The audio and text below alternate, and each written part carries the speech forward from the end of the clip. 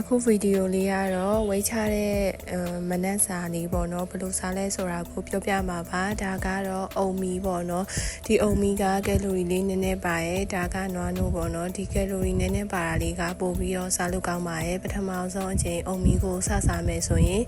ပြထားတဲ့တစ်စိမ့်လေးအတိုင်းဝယ်စားကြည့်ဖို့ recommend ပေးပါရဲ့ဒါကတော့ City Mart မှာဝယ်လို့ရပါရဲ့နွားနို့နဲ့ရောစားလိုက်ရပါရဲ့ဒါကတော့ဒုတိယလက်စိမ်းစားတဲ့အုံမီပေါ့နော်ဒီအုံမီကကယ်လိုရီလုံးဝမပါပါဘူးသူကအထုံးနဲ့လဲဝယ်လို့ရတယ်လို့ဘူးသေးလေးဝယ်လို့ရရဲ့ဘူးကြီးလေးလဲဝယ်လို့ရပါရဲ့ဒီအုံမီကစားရတာအရသာလုံးဝမရှိပါဘူးသူကိုအသီးအနှံလေးနဲ့လဲထည့်စားလို့ရတယ်လို့နွားနိုးနဲ့ပဲဒီတိုင်းရောပြီးစားလို့ရပါရဲ့သူက2မျိုးလာရပေါ့နော်ဒီအနီရောင်လေးကကြတော့သူကကြိုချက်စရာမလိုဘူးဒီတိုင်းပဲမိုးလင်းတာနဲ့နွားနိုးလေးနဲ့တခါလဲရောပြီးတော့စားလို့ရပါရဲ့ဒါကအထုပ်ကလေးနဲ့ဘူးလေးနဲ့ပါဝင်တဲ့ပမာဏကိုပြပေးထားတာပါအထုပ်ကနည်းနည်းလေးပိုများရပေါ့နော်